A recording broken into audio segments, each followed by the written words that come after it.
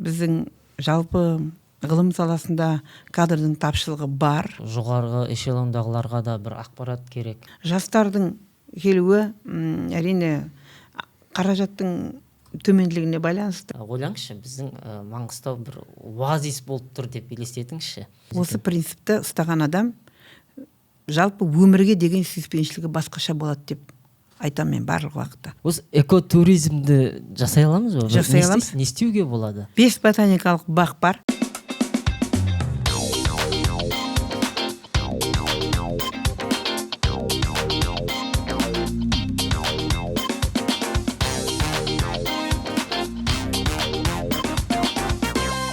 Ассалаумалейкум баршаға. Тимурдан инфо жобасының келесі сұхбатына қош келдіңіздер.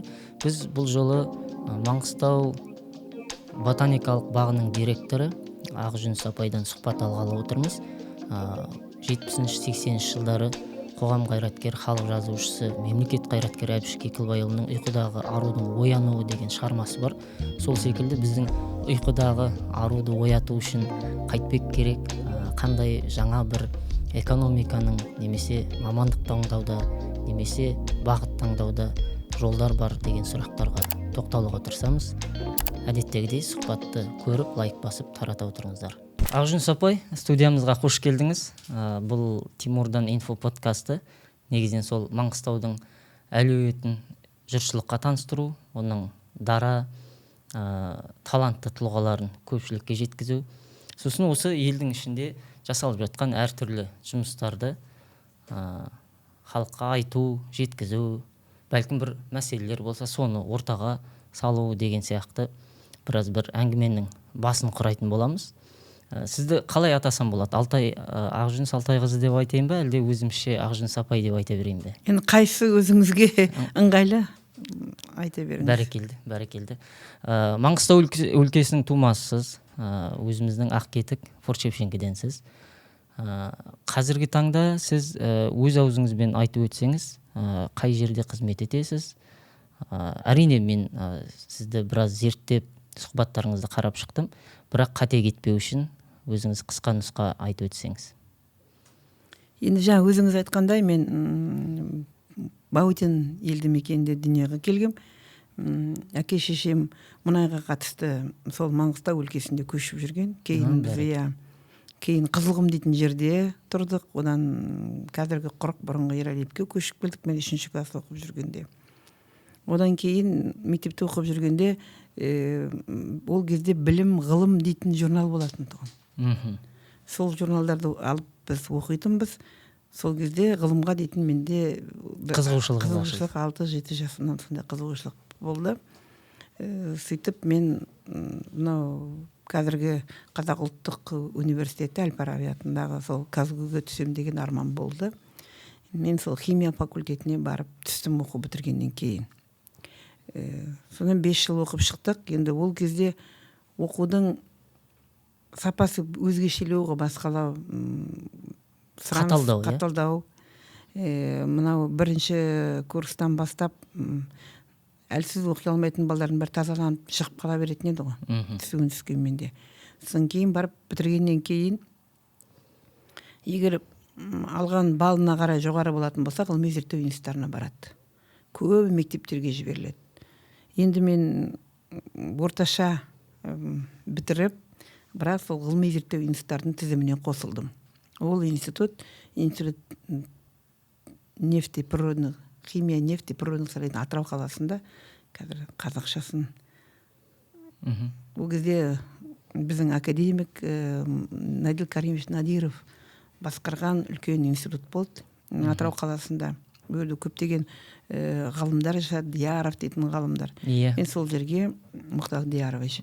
Сол кезде директор болып тұрған кезде мен сол институтқа алғашқы маман болып, кәдімгі ғылым академиясының жолдамасыменен сол жерге жұмысқа бардым. Одан кейін біздің Ақтау қаласында жоғарғы тұтқырлық мұнай Қаражанбас кен орнының мұнайын зерттеу мақсатында біздің Ақтау қаласында сол институттың филиалы болды.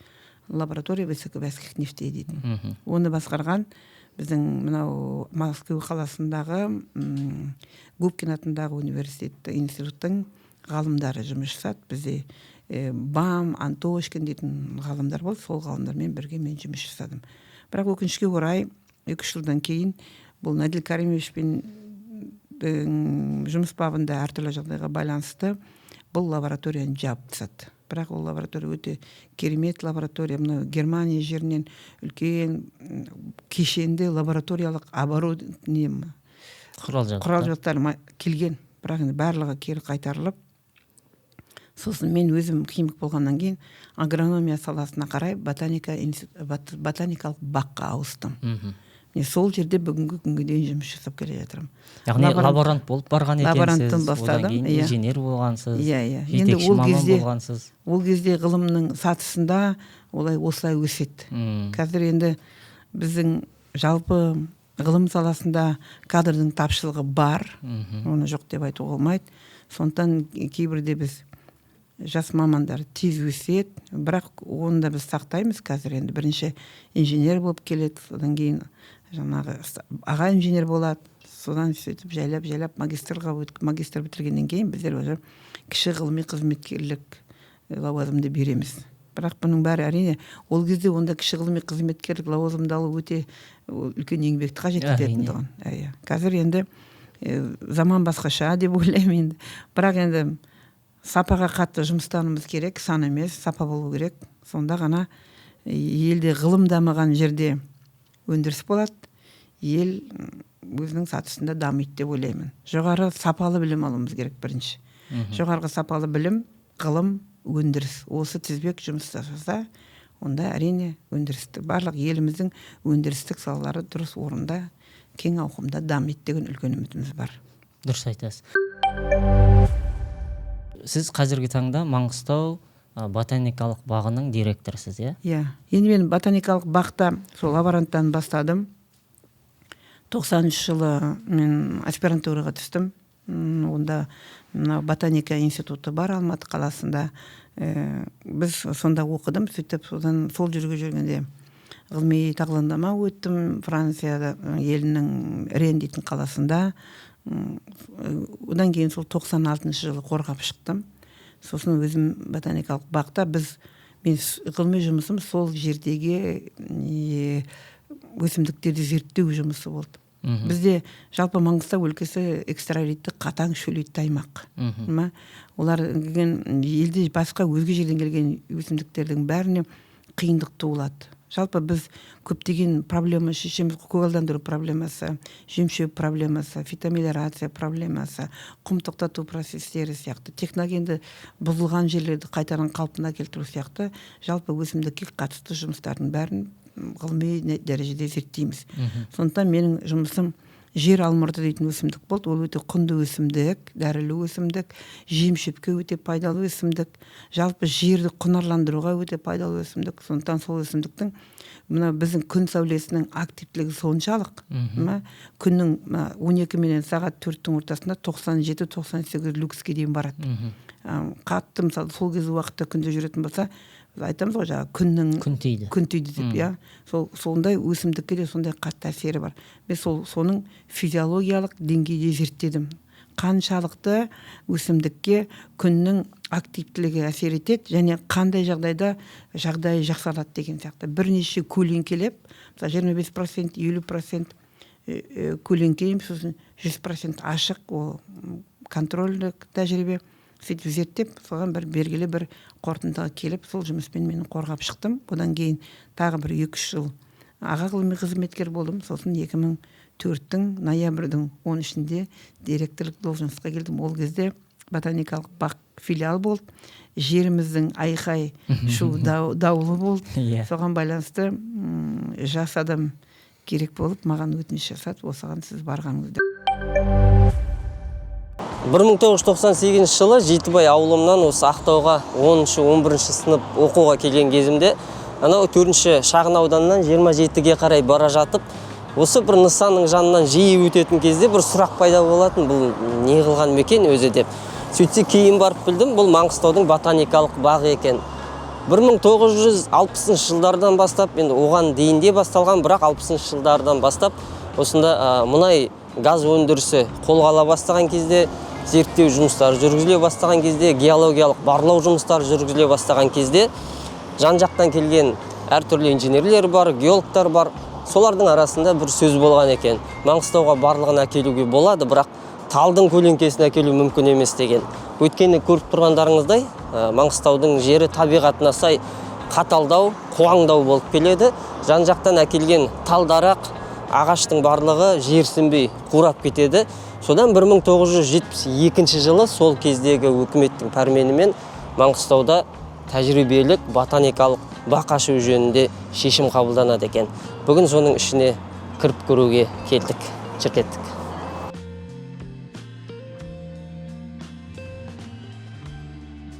Мынау кезінде біздің жеріміздің жартысын алып бір қолайсыз жағдайға тап болғанбыз.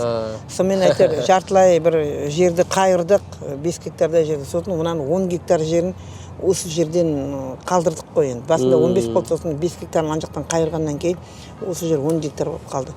Әрине бұны игеру үшін бізге тікелей қаражат берген жоқ, бірақ бізде мақсатты бағдарлама алып, сол мақсатты бағдарламаның аясында ғылыми жүйеде игердік.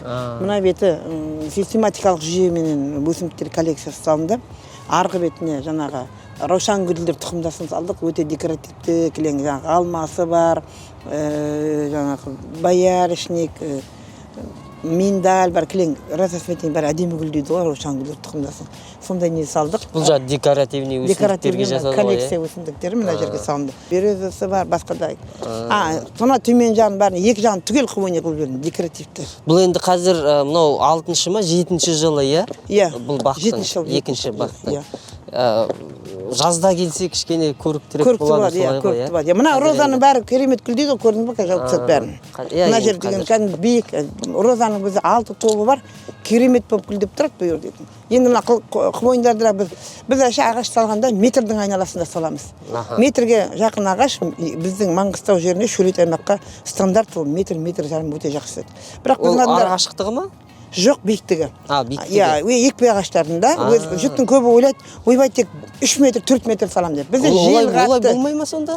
Жел қатты, сармат әге жақын, өсімдік тамырын тесіп, бекіп, орнау үшін қарайған күш кетеді, қарайған су бересің, күшті күтімді қажет етеді. Сондықтан ең оптимальный жас ағаштың бойы сол метр жарымнан аспаса, метр жарым, метр 70.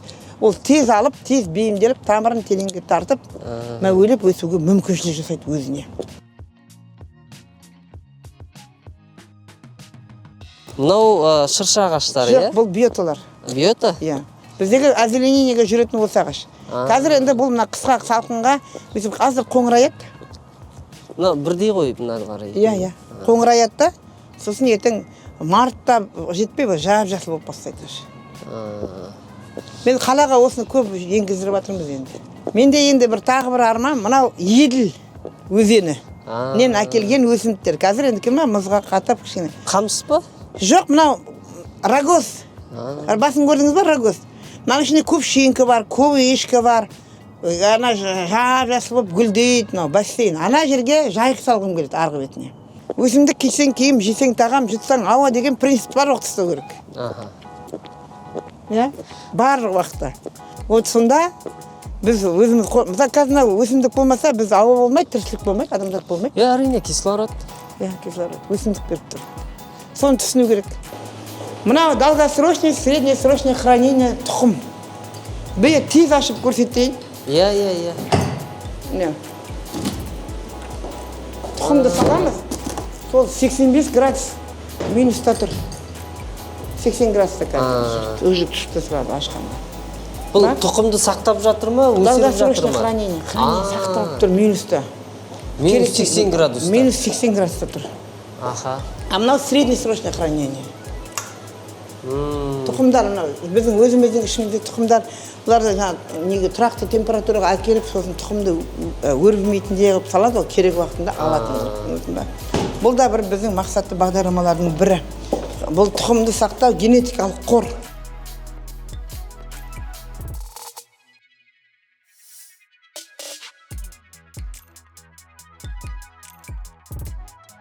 Мынау бізде қазір Батыс Қазақстан облысы бойынша кербарий, кепке шөп дейді ғой. Бұл құнды материалдардың бәрін біз флораны зерттеген кезде жинақтап жатырмыз. Бұл скандай ма сонда? Иә, соны біз қазір бұны сканерлеп бұл халықаралық форматқа, халықаралық базаға акроним алып, қазір бүкіл біздің гербарий шөбіміз халықаралық базада тұр. Өзіміздің манго. Яғни мәліметтер қорына енгізесіздер, иә? Дүние жүзінің қорына енгізді. Қазір бізде 10 мыңнан астам кепкі шөп бар.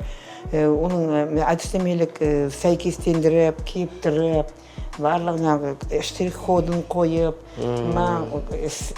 GBIF дейтін базада тұр ғой, GBIF ғой, да? GBIF дейтін базада тұр. Базаға салардың алдында сканерлейтін бәрін. Сканерлеп. Бұны бірінші әрине мамандар идентификация жасайды, түрді анықтайды, сосын осыған мынаны сканерлеп, осыны электронды форматқа көшіреді. Керемет. Осындай жұмыстар. Бұл жерде не болып жатыр? Бұл жерде енді биотехнология жолыменен өсімдіктерді көбейту. Оның үстіне мысалы өте сирек кездесетін эндем өсімдіктер, өте қиын көбейтетін өсімдіктер болады. Мысалы біздің торанға өте қиын көбейтеді. Сондықтан сондай өсімдіктерді көбейту мақсатында жалпы өндірістік мақсатта біз тираж жасау үшін кейбірде осы биотехнологиясын қолданамыз. Көбірек көбейтіп, бір жылдың ішінде тез метрге жақындаған екпе ағашын алуға болады. Демек, мына өсімдіктер қазір биотехнологиялық әдіспен... Бұның ішінде роза бар, қызыл кітапқа енген, біздің жұмсақ жеміс болады. Сосын, мынау Марена меловая дейтін өте жоғалып кету қаупі бар өсімдік бар, біздің ақ тасқа ғана өседі. Оның популяциясы Маңғыстауда тіпті азайып қалды. Қазір Иманғара тауларында бар, анау үстірттің Қызылордаға қарай жеткен жерлерінде жолдарында бар, Маңғыстауда тіпті жоғалып кету қаупі тұр, бір 2-3 қана популяциясы қалды. Ол өте адамнан, антропогеннен қатты қорқады. Коллекцияда біз қазір ұстап отырмыз, соны осындай жолмен сақтау. Бір жағынан бұны сақтап қаламыз біздің лаборатория құса, мен машина алып, ондай өсімдіктерді мына жерде сақтаймыз. Ұзақ уақыт, сосын көбейту жолдары.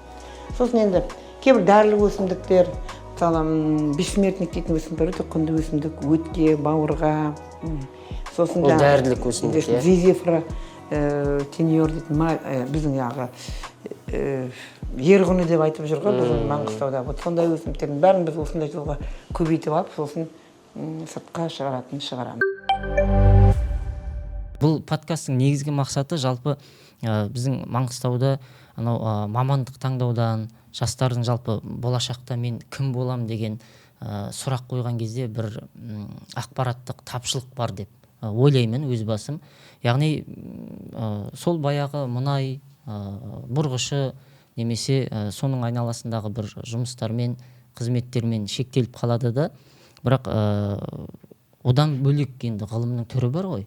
Қазіргі таңда тіпті сол мұнай десек те, мұнайдың айналасында мұнай химия индустриясы бар. Оның өзі жаңағы ар жағы фармацевтикаға кетіп қалады.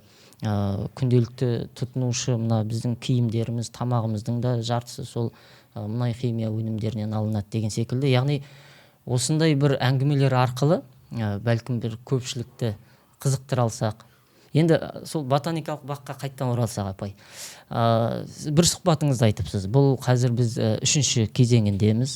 Маңғыстау ботаникалық бағының алғашында Ресей императорының пәрменімен 18-ші ғасырдың соңында кетіктен бастау алған деп.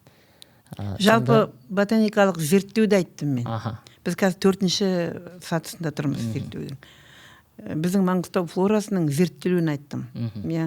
Мынау Петр Первойдың тапсырмасы менен князь Бековский Черкасский дейтін, қазіргі Форт бұрынғы Александровск, қазіргі сол Форт Шевченко қаласына келген, өзіңіз білесіз, ол жерде өскеннен кейін қаншама крепостар салынды, бекіністер. Сондықтан сол жерде келгенде жалпы сол басшылардың, сол елді басқарған адамдардың жан жақты кешенді барған жерін қарау деген дұрыс бағыт. Яғни ғылыми тұрғыдан келген ғой. Бұл жалғыз өсімдігін емес, өсімдігін, топырағын, суын, жалпы халқының жағдайы, халықтың тұрмыс тіршілігі, халықтың мәдениеті қандай, осының бәрін кешенді зерттеген. Сол кезде мына портқа алғашқы келген келген, енді теңізбен келді ғой енді. Сонда Форт қаласының айналасында алғашқы біздің флорамыз зерттелген. Сол кездегі алып кеткен жусандардың иісі, сол кездегі жинаған енді князь Бекобыз Черкассың қасында өзінің бірнеше ғалымдары да болған шығар. Жалпы енді экспедициямен келген,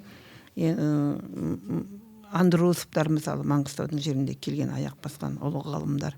Көптеген ғалымдар келіп кеткен ғой біздің жеріміз. Солардың бәрі жинаған. Мынау жусанның иісі әлге дейін қош иісі сақталған. Неге дейсіз ғой? Методологиялық дұрыс жинаған гербарийді. Мен өзім көбіне далада жүремін. Себебі болашақта біз нені зерттеуіміз керек? Жалпы біздің ботаникалық шикізат қорымыз қандай жағдайда бүгінгі? Не айтып, не ары қарай зерттеуіміз керек? Қандай проблемалар бар? Осы мақсатта мен көбіне далада экспедицияда жүрем, жасайында. Қараймын өсімдіктердің. Жаңадан келіп атқан өсімдіктер бізге мысалы теңізбен келіп жатыр, құрлықпен келіп жатыр. Мысалы машиндер қаншама тағам бәрін тасып жатыр. Олар өздерімен де алып келеді. Көптеген мысалы бізге кірмейтін өсімдіктер келеді. Сондай мақсаттарда көп зерттеулер жүргізу мақсатында өзім жүрем. Сол кезде сол кісілер сондай мақсатпен Маңғыстау жерінде Форт Шевченконың айналасындағы флораны зерттеп, гербарийін дұрыс жинап, апарып сол қазіргі бүгінгі БИН ботанический институт имени Комарова Санкт-Петербург қаласындағы сақталып отыр. Мысалы Петр I алғашқысында бүкіл енді тумаластарының көбі лихорадкеден қайтты ғой, өкпесін, да? Сол кезде немен емдейтін жолын білмеді мысалы. Олар алып, сонау Европа жеріне шөптің бәрін тасады. Аптекарский сад бірінші сол Санкт-Петербург қаласында ашылды. Сол жерде өсімдіктер зерттеп, одан кейін ғылымсыз, ғылымды дамытпай, елдің дамуының мүмкіншілігі жоқ екенін біліп, бірінші ғылым академиясы Санкт-Петербург қаласында ашылды. Сол жерде Ломоносов, Менделеев, барлығы алғашқы, бірақ оның алғашқы сол ашылуының бәрінің ұйымдастырып кетті, бірақ соның дәл ашылу салтанатында ол Петр I-дің өзі өмірден өтіп кеткен. Сондықтан бүгінгі күн біз жалпы өзіміздің ресурсымызға, өзіміздің шикізатымыздың дамуына, біздің Қазақстанның өзінде қаншама дәрілі өсімдіктер бар. Осыны біз зерттеп, жалпы оның практикалық үлкен өндірістік масштабта көбейтіп, дәрілік фармацевтикаға тығып дәрілік өсімдіктерді өзіміз шығаратын болсақ, дәрілерді, әрине ол үлкен бір жетістік болар еді. Өкінішке орай тасымалдаймыз көбін қазір. Ал сіз жаңағы ботаникалық бақ ғылыми жағын айтып жатырмыз, біздің Маңғыстаудың жаңағы ботаникалық бағы бар, өзіңіз басшысыз. Бұл жалпы ғылыми зерттеу институты деген статусқа ие? Бұл академиялық ғылыми зерттеу институты. Сондықтан бұл кезінде ғылым академиясының қарамағында құрылған институт ғой. Кейін 90-шы жылдары институт ботаника қосып, қаражаттың жетіспеуіне байланысты филиал қылған. Сол филиал кезде біз жеріміз, оның статусы жоқ. Оның өзінің юридический статусын алынбаған, соған байланысты жаңағы жерді талқандалды. Кейін соның біз 2010 жылы, жоқ 2006 жылы біз еншілес мемлекеттік кәсіпорын болып құрылдық. Бұған сол кездегі биологиялық зерттеулер орталығында Амангелді Құрбанов Саданов дейтін ғалым болды, микробиолог ғалым. Сол кісінің еңбегі көп сіңді. Ерекше қорғалатын табиғи заңды қайтадан өзгеріс енгізілді. Ботаникалық бақтар тек қана мемлекеттік мекеме болу керек деген ГУ, государственное учреждение. Ол жерде государственное учреждение болса, онда олардың жаңағы шаруашылық негізінде жұмыс жүргізуге қақысы жоқ. Біз өзіміздің алған өнімімізді практикаға енгіземіз, сатамыз, пайда табамыз. Өзіңіз қамтығыңыз келеді. Соған байланысты бұлар жаңағы республикалық мемлекеттік кәсіпорын болу керек, мекеме емес. Соны заңды өзгеріске енгізіп, сол кездегі біздің елімізде болған депутаттарымыз Алшынбаев, осылар көп көмектесті. Заңға 2006 жылы өзгеріс енгіздік. Өзіміз сол заңның өзгерісіне тікелей араластық. сол кезде мен бірінші рет осы заңға өзгеріс жөніндегі сондай үлкен жұмыстарға бірінші рет сол өзім араласып, әрине ойладым сонда адамдар бәріміз төменгі жерден, төменгі сатыдан отырып араласады екен ау деген сол кезде ой келді. Мен ондайды бұрын негізі ол солай төменнен, себебі ол жоғарғы эшелондағыларға да бір ақпарат керек. Эксперттер әдетте орындаушылар ғой, енді қарапайым орындаушылар, олар өңірде жүреді, өзіңіз айтпақшы далада жүреді. Ал енді қазіргі таңда қанша қызметкер бар осы бақтың аясында? Бақтың аясында қазір 117 адам бар. Бірақ біз енді территориямыз бар үлкен. Көбіне өндірістік мамандар ұстаймыз. Оны бәрін ананы сақтап, ұстау. Енді мәдени өсімдіктер болғанын, оның өндірістік маман дегеніміз бұл техникалық мамандар. Техникалық мамандар, жаңа маман болғанда жаңағы жұмысшылар, қара жұмысшы деп айтуға болады. Қара жұмыс, сантехник, пісіруші деген сияқты. Ғалымдар 35-тің айналасында. Бұл ғалымдар немен айналысып жатыр қазір? Біздер енді мынау 3 бағытта жұмыс жасаймыз. Қазір бізде 3 бағыт болғанда табиғи флора мен дендрология дейтін бөлім бар. Ол бөлімде қылқан жапырақтылар, жапырақты ағаш тектес өсімдіктер, табиғи флора, өрмелегіш өсімдіктер, бірнеше сатыға, жаңағы жеміс-жидек өсімдіктері өзі 5 группаға бөлініп отырады олар.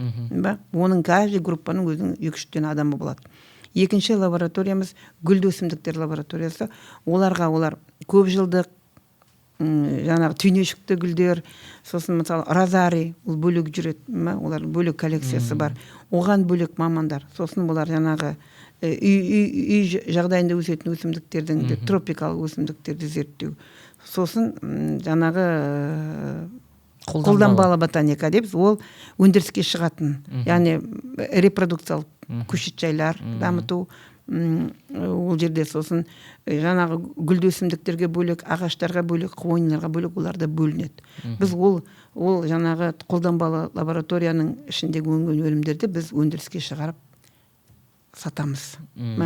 Сонда ол 3 лабораторияда өзінің мамандары бар. Әрине ғылыми дәрежесі бар мамандар тапшылық. Бізде қазір 8-дің үстінде ғылым кандидаттары, PhD докторларымыз бар. Көбі магистрлар. Қазір магистрларды ғылымның деңгейіне жеткізіп қойды ғой. Магистратура бітірген. Жастардың келуі әрине қаражаттың төменділігіне байланысты, яғни жалақыға байланысты. Жаңа өзіңіз айттыңыз, мамандарды қалай дайындауға болады деп. Бүгінгі заманда мен ойлаймын, идеология баяғы кеңестер одағының кездегі отанға деген сүйіспеншілік, өзіңнің мамандығыңды жақсы көру, 5 теңге алсаң да сол мамандыққа адал қызмет ету деген идеологиялық үлкен жұмыстар жүретін тұғын. Қазір ондай жұмыстар әлсіз деп ойлаймын. Сондай бір жұмыстардың олқытысын толтырайын деп сізді сұхбатқа шақырып отырмыз. Мен енді келген жас мамандар бізде қазір мынау Батыс Қазақстандағы Орал қаласында Жәңгір Хан атындағы университет бар. Сол жердегі жас жігіттер бізге қазір келіп жұмыс қызмет жасап жүр. Ішінде бір 2-3-еуіне сондай көңілім толады. Мен мысалы біздің Маңғыстаудың флорасын танитын адам жоқтың қасы. Флораны білу дейтін оңай жұмыс емес ол. Қазір біз 800-ге жеткіздік ол флораны Маңғыстаудың. Осыған дейін мен 2006 жылы біз өсімдіктер кадастрын зерттегенбіз. Мынау табиғи біздің экология басқармасының тапсырысыменен сосын кадастр шыққан, қызыл кітап шыққан Маңғыстаудың 40 өсімдік кіргізгенбіз оған. Енді сол қазір сол кезде 670 түр енгіздіргенбіз. Қазір Маңғыстаудың флорасы 800-ге жетті. Себебі жаңадан кіріп жатқан өсімдіктер көп. Бізге зерттелмеген өсімдіктер көп. Біз енді далада жүргенде бәрін жинап жатырмыз ғой. Қосымша. Мен енді бір 25-тей өсімдікке біз енді журналдарға, ғылыми журналдарға жарияладық. 25-тей өсімдіктің жаңа географиялық түр деп енгіздік Маңғыстауға. Ал енді осы Маңғыстауды 5 ауданға бөлсек, өзіміздің сол Бейнеу бар, Маңғыстау бар, Түпқараған бар, Қарақия бар, тағысындағы Мұнайлы бар. Осы Маңғыстау географиясында қай жерде қай өсімдіктің түрі жақсырақ өседі? Енді біздің мынау Түпқараған оазисті жерлері көп, суы бар, таулы жерлер. Түпқарағанның өзіңіз білесіз. Тамшалы Сияқты, иә, сулы бар жерде ну бар. Иә, ол Түпқарағанның айналасында өсімдікке бай, оның флорасы. Сосын біздің Қаратау, батыс шығыс Қаратауымыз. Оның екеуінде де бірнеше шатқалдар бар ол жердегі. Мысалы біздің күмәнді доланамыз. Бұл жерде қазір біздің кәдімгі өрікте кірді. Ол алма, сибірс алмасы. Екеуі де қызыл кітапқа енген өсімдіктер. Дәрілік өсімдіктер ол жерде көп. Ең бай өсімдіктер. Бірақ енді шөлейттердің өсімдігі бай емес деп айтуға болмайды. Өзімізге шөлейтке тән біршама өсімдіктеріміз бар. Бұл жаңағы өсімдіктерді енді ол жерсіндіруден бөлек бір халық көп шоғырланған жерге әкеліп көбейтіп өсіру жағы қалай болады? Елді мекендерді көгалдандыру жүріп жатыр ғой. Иә. Көгалдандыру айналысу керек, бірақ енді анандай табиғи шатқалдарға апарып керек емес өсімдіктерді егуге мен қарсымын. Мысалы, самал шатқалын білесіз да? Кезінде біреу қарағашты апарып еккен. Оның ішінде біршама қызыл кітапқа енген өсімдіктер бар. Бұл бір ол анау ысырады, ол жаңағы бөтен өсімдіктер. Бөтен экосистема болып саналады. Бөтен экосистема, ол қазір қара кітапқа енді. Бізде мысалы Қазақстан, өзіміздің ғалымдарда мысалы қызыл кітап, жасыл кітап, қара кітап дейтін болады да. Қара кітабымыз жаңағы агрессорлар. Бұл да бір қара өсімдіктердің қара тізімі дейсіз. Қара тізімі, агрессорлар. Кәдімгі террористер деп айтсақ бар. Олар енді қырып жойып кетеді жолында. Мысалы, шаған тәрізді үйеңкі бар. Клюн лесный, да? Сол, мысалы, Батыс Қазақстан облысында флора өте бай ғой олардың. Мен бір Дубрава деген жерге бардық. Сонда Клен лесныйдің арам шөп сияқты қаптап өскенін көріп шошыдым. Бұны неге әкеліп кіргізді деп та. Өзінің табиғи флорасы бар ғой, соларды екпей ма? Мысалы, жолындағысын ол жалмап құртып кетеді бәрін. Мысалы, дубқа ол өте үлкен зиян. Дубқа өте зиян, ол емен ағашына. Емен ағашы кәдімгі емен біздің қызыл кітапқа енген біздің мақтанышымыз Қазақстанның. Жаңағы Батыс Қазақстан деп жатырсыз, осыдан бір 4-5 жыл бұрын ба екен. Бөкей ордасында болып қайттым. Сонда таң қалғаным жаңағы Жәңгір ханның енді ол да тоқыған зиялы кісі ғой, қанша дегенмен. Сол құмның арасында орман жасап кеткен. Иә, құмның арасында кәдімгі біздің мынау сенек бар ғой, сол сияқты шағыл құм, көшпелі құм дейміз бе, сусыраған құм дейміз бе. Соның арасынан кәдімгідей орман жасап кетіпті. Және ол әлі өсіп, әлі жаңағы адамдарға өзінің пайдасын тигізіп жатыр. Сол сияқты біздің өңірде де, Маңғыстауда да сондай құм тоқтату процесі, әрі орман жасау процесі ретінде бір жұмыстар істеуге бола ма? Жұмыстар жүріп жатыр ғой. Кезінде, кеңестер одағы кезінде біз мынау Бозашы түбегіндегі ормандардың бәрін тоқтаттық қой, 100 күнмен 80 күнмен. Негізінде ботаникалық бақ бастаған оның негізін. Алғашқы негізін салып кеткен біздер. Кейін енді ол мынау кеңестер одағы құлағаннан кейін халықтың жағдайы болмай сексеуілді шауып отын қылып енді қиындатқаннан кейін көп жерде жалаңаш құмдар пайда болды. Олар суытмалы құмдар. Елді мекен сенекті көрсеңіз қандай болды. Қазіргі бейіт сенекті ашылды ғой. Сосын енді үкіметтің қаражатынан ақша бөлініп жаңағы табиғи ресурстар басқармасының тапсырысыменен үлкен жұмыстар жүрді. Біздер ол жұмысқа да қатыстық. Қазір мысалы сенекті құмды біраз тоқтатты, әлі де бірақ жалаңаш жері көп. Үштағанның жағдайын көрсеңіз. Қазір Үштағанның жағдайы жақсы, өзіңіз білесіз да. Жақсы етіп орман жасады олар. Ішінде жаңағы теректер де бар. Кезінде біз сол құмды тоқтататын кезде Класс Ноғаев дейтін жаңағы басшысы болды экологияның басқармасының. Білетін шығарсыз. Қазір өмірден олды.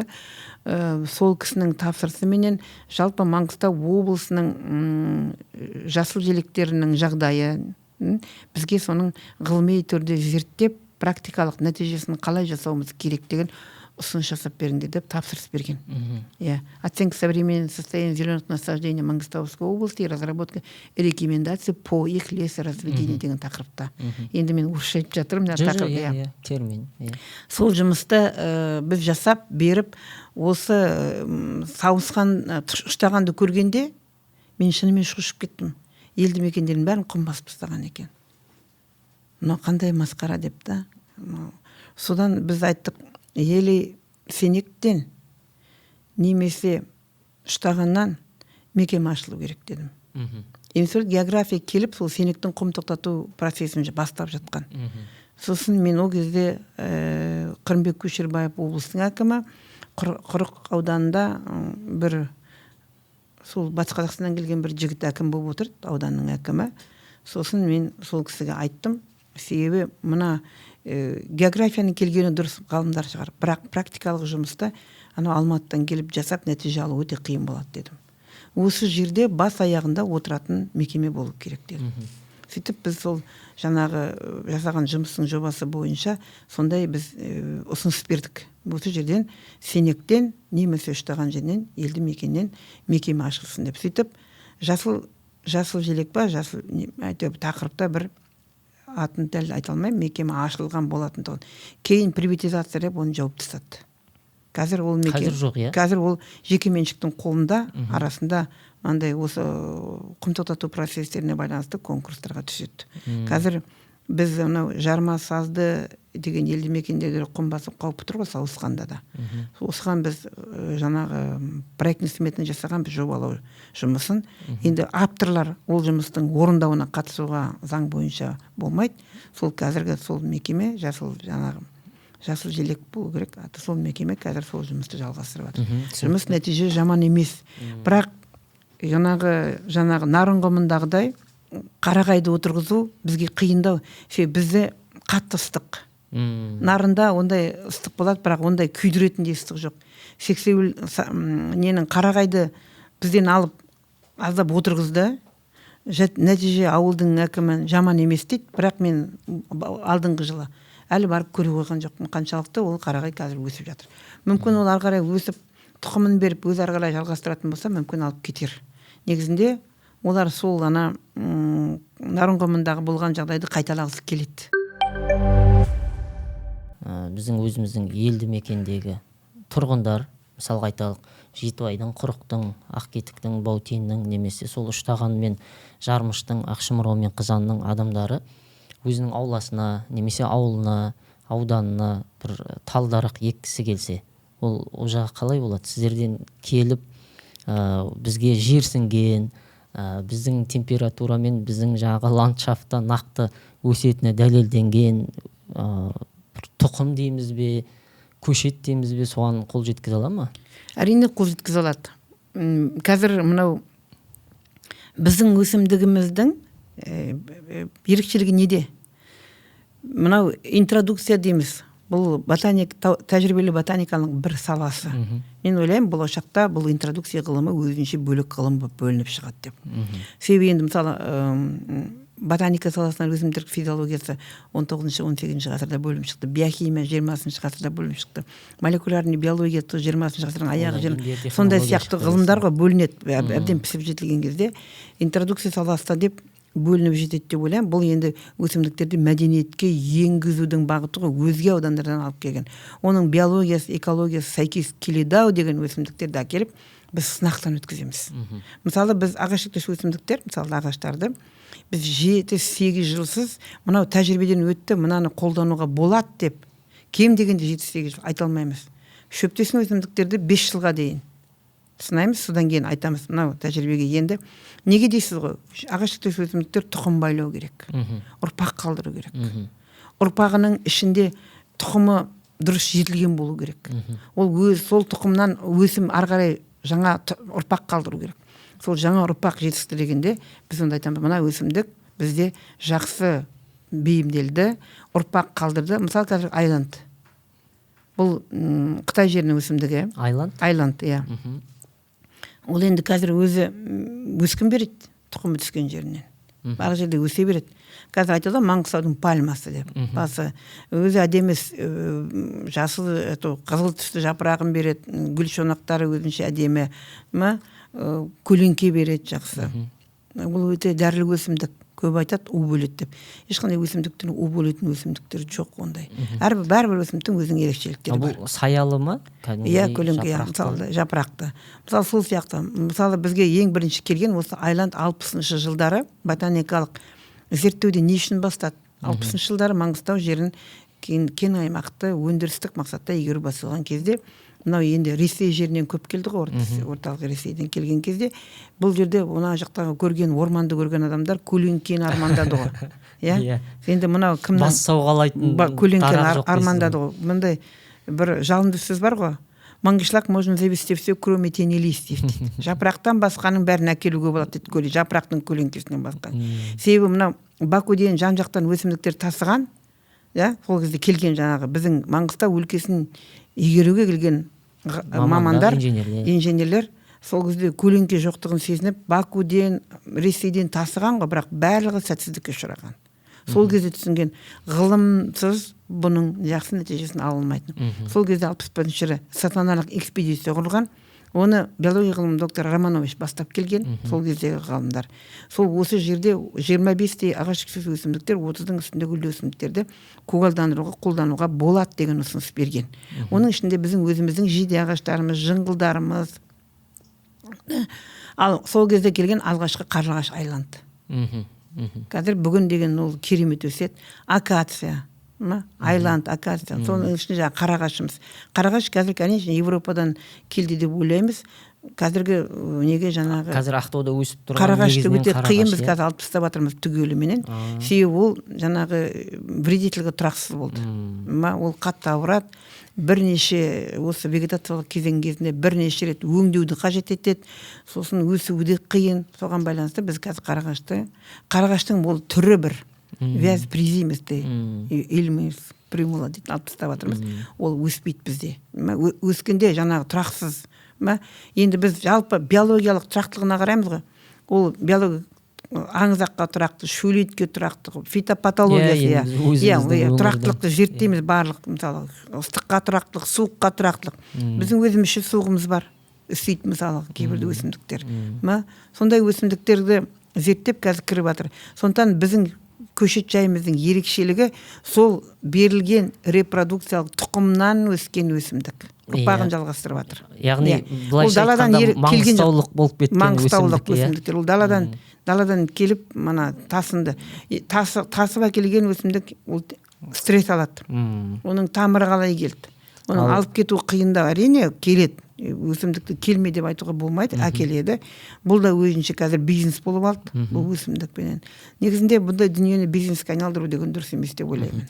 Ал жаңағы сұрағымыздың сол негізгі мәселесі, біздің халық, өзіміздің тұрғындар, сізден тікелей барып, жаңағы Айланд секілді немесе басқа да көшеттерді алуға болады ғой, иә? Болады.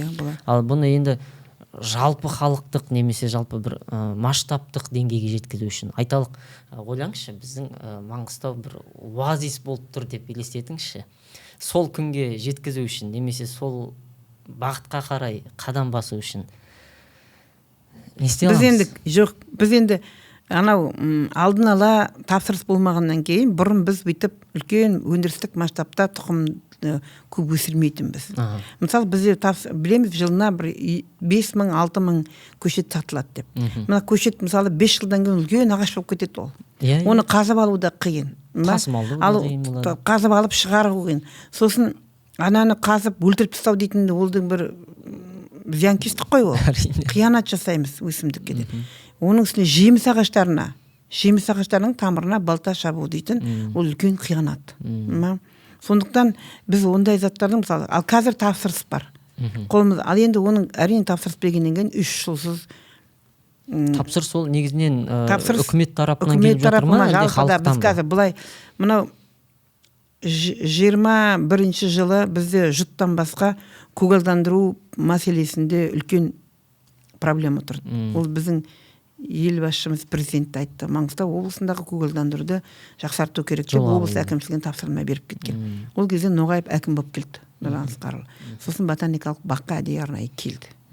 Енді осыған дейін келген әкімдер біздің жерімізге тиісе беретін тұғын. Осы кеңестер одағы құлағаннан кейін біз осы облыстық деңгейіндегі әкімдерден кішкене бір қағажу көріп келдік дейсіз ғой. Енді Ал сүйкенбей кетпейді. Келген әкім сүйкеніп сол жерге тиісіп жүреді. Енді содан кейін Ноғаев келгенде мен ойладым, бұл кісі де жерге тиіседі екен деп. Иә. Жоқ, ол келгелі басқаша әңгіме айтты. Маған осы көгалдандырудың проблемасын шешуге көмектес. Сендер мамансыңдар. Сосын енді мына жұрттың жағдайын қайтеміз, мына жемшөпті қалай сақтауға, қалай жағдайын жақсартуға болады деген ақыл кеңестер сұрады ол кісі. Енді қолымыздан келгенше ақылымызды айттық. Ол кездері мысалы мал жайылатын жайылымдарды мен қайырыңыз дедім. Қалай қайырам дейді? Жайлау мен қыстау дейтін түсініктік ел ұмытып қалды дедім. Бір жерде таптап отыр дедім. Таңертеңнен кешке дейін артына біреуді салып қойған адамдарды өздері үйлерінде жатады. Барып қарап келіңіз дедім. Сосын айттым, Бозашыға барыңыз да көріп келіңізші дедім. Мен далада жүрем, көрдім. Ана аттың тұяғыменен жусандарды, сораңдарды теуіп тамырымен алып тұрғанын көрдім. Одан кейін қалай оған? Мен айтам, ана тыныштық беріңіз жерге. Мына көшсін. Енді ол коррозия болып кетеді ғой. Эрозия болады. Эрозия болады, сосын ол желмен ұшады. Соны айттым, осыны қайырыңыз дедім. Сөйтсе, оказывается, біздің көп жерімізді кезінде арендаға сатып жіберген. Үстірттің үстінде көп жерді қайырды ғой. Мен айттым, жайлау менен қыстауды халық білу керек. Қыстай төмен түсу керек, ойға жазда көшсін. Шөп үстірттің үстіне қарай көшіп. Кеңестер одағы кезінде соны жайлау мен қыстауды жаңағы білмегеннен айтпаған шығар кезінде. Малды жайылып атам заманнан келе жатқан ол жерге тыныштық беру керек. Жер ана, жер ана. Оған да тыныштық беру керек. Үстінен таптай беретін болсаң, ол қайдан шығады? Сондай ақылдар сұрады. Сосын жалпы көгалдандыру мәселесінде. Сол кісі алғашқы рет Маңғыстау жерінде мониторинг деген пункт енгізіп, ботаникалық бақ көгалдандырудың артында мониторинг жасаймыз. Жалпы ол кісі айтты, көшеттердің барлығын осы бұларда, мен айттым, енді мен түгел қаланы қамтамасыз етемін деп айта алмаймын, себебі біздің алдында ондай бізге тапсырыс болған жоқ. Біз енді коллекциядан басқа барлық жерімізді көшет жайылып тастамаймыз ғой. Сондықтан дедім, барымызша бірінші көрейік дедім. Сонымен сол кісінің тапсырысымен біздің жалпы қазір қалада көгалдандырудың ағаштарының барлығы ботаникалық бақтың ағашы. Бұрында да ботаникалық бақтың ағаштары ғой. Келеді 20-30% келген өсімдіктер, қалғанның бәрі ботаникалық бақ. Ал енді соны ауданға, елдің ішіне қарай жеткізу. Аудандарды былай. Қазір дендра жоспар жасалып жатыр. Заң шықты, закон өсімдіктер дүниесі дейтін заң шықты ғой, былтырғы жылы білесіз, ол 7 марттан күшіне енді. Сол өсімдіктер дүниесі заңында жалпы келген жасыл желек жасақтау ғылыми зерттеу институттарының келісімімен жүрілу керек деген. Әрине. Қазір сол енді соған байланысты олар жасақтау үшін дендра жоспар жасақталыну керек. Қазір біз 3 ауданға жасап жатырмыз. Түпқараған ауданы, Қарағай ауданы, сосын жаңағы Мұнайлы ауданы. Конкурспенен бөлген. Енді мынау бір мемлекеттік сатып алу заңына байланысты осы бір үлкен кесірін тигізеді. Мамандар емес, бір процесс қой. Жарайды, енді бұл дендра жоспар 3 ауданға бағытталып жасалып жатыр дедіңіз. Бұның нәтижесінде не болды? Нәтижесінде біз қазіргі бүгінгі кездегі бар өсімдіктердің толығымен биологиясын береміз. Бұтасы қайсы, ағашы қайсы, жасы қандай, жағдайы қандай, жалпы биологиялық тұрақтылығы қандай жағы отырғызылған, мысалы оленя посадка ма, жоғанда куртина болып тұр ма, бәрін жазып береміз. Сосын соған байланысты мысалы жаңағы Қарағай ауданында ауданынан бөлінетін, бюджеттен бөлінетін қаражат шығады. Ол жерде да. Мысалы мына мектеп болса, мектеп өз бюджетінен суарады да, өзінің қаражатынан. Балалардың жаңағы садиктер болса, садик өзінің. Олардың бәрін біз шығарамыз да, жалпы ауданның суаратын, агротехникалық күтім жасайтын бөлімі бөлек шығады. Сол кезде олар, мысалы, жоба уже өзінде қанша ағаш өсімдік бар екенін біліп, соған өзінің бюджеттік тапсырмасын жасай алады. Біріншіден. Екіншіден, жалпы алдағы 5 жылға қайда не егу керек, қандай ағаштар салу керек жоспар беріледі. Сол жоспарменен ары қарай қозғалады. Бәрекелді, тамаша. Ол және бұл цифрлық форматқа көшеді. Ақтау қаласын қарасаңыз, біздің ботаникалық бақтың біз 4 бағытта жұмыс жасаймыз. Ғылым, өндіріс, ерекше қорғалатын табиғи аймақтың санатына жатқаннан кейін соның міндетін орындау, сосын оқу ағартушылық. Сол біз ғылымда бірнеше бағытта интродукция, өсімдіктер дүниесінің управление растительными ресурсами басқару. Яғни біз табиғи флораны зерттей отырып мәдениетке енгіземіз. Дәрілі өсімдік па. Сосын жаңағы цифрлық форматқа көшіруде біз 4 компьютерлік программамыз бар. Біреуі мынау табиғи флораның план-тест деп аталады. Екіншісі динсер деп аталады. Диагностика интродукционный ценность растений. Бұл мәдениетке енген интродукциялық құндылықтар бар өсімдік. Интродукциялық құндылық деген бағалаймыз. Мына өсімдік жақсы тұқым байлады, ары қарай өсе алады. Мынау жерсінбеді деген сияқты біз жалпы орташа жерсінт, нашар жерсінт деген сияқты баға береміз.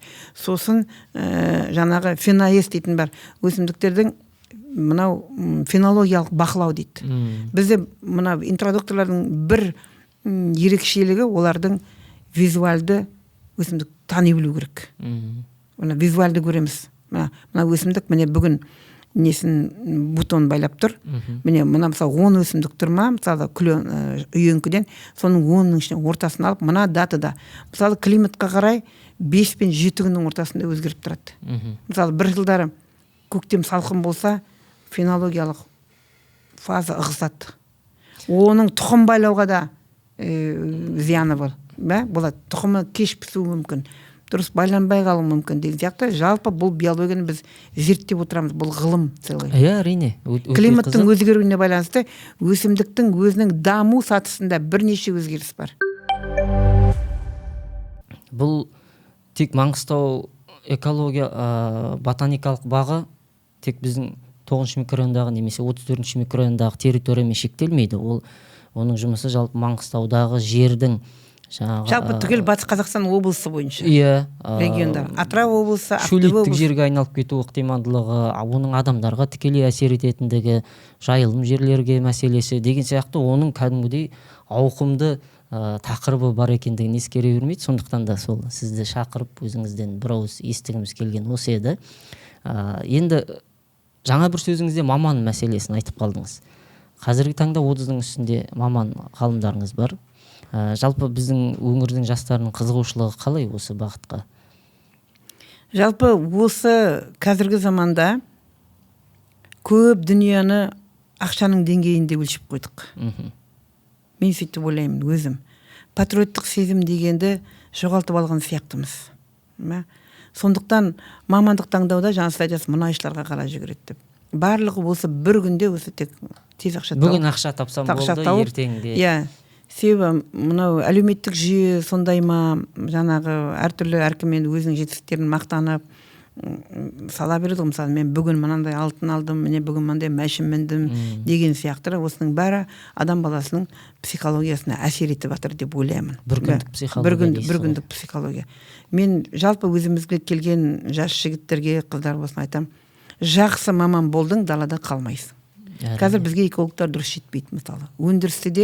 Өндірісте эколог деген мамандықтар бар ғой. Ол жерде мысалы өсімдік танымайды. Соны біреуге жалынып, менде қалай болса солай жасатып алады жобаларды мысалы. Осының барлығы маманның жоқтығы деп ойлаймын. Сондықтан жастарды соған қолымыздан келгенше айтып жатырмыз. Сіздер біздің ізбасарларымыз. Осы жұмыс алғарай жалғасу керек деп та. Себебі патриоттық сезім болмайтын болса, онда елге деген сүйіспеншілік, осы жалпы тек мұнай емес қой, қаншама мамандық салалары бар. Дұрыс айтасыз. Мысалы бізге ботаниктер мысалы жетпейді. Жастарды кезінде сол келген жастарды ұстап қалдық біздер да. Орталық мына үлкен қалаларда бар шығар енді биолог мамандар. Бізге жетісіңкіремей отыр. Бірақ қазіргі бітіріп жатқан жастарды жаман емес. Мен мысалы жайттым ғой, Жаңғырхан университетінен келген бір 4-5 жас жігітті алдық. Құдай қаласа соларды докторантураға түсіріп жақсы етіп маман қылғымыз келеді, өзіміздің ізіміз жалғастырсын. Ішінде бір жігіт бар. Енді ол жігіттің феноменальный памяті өте күшті. Мен өзіммен бірге экспедиция алып кетіп жүрем.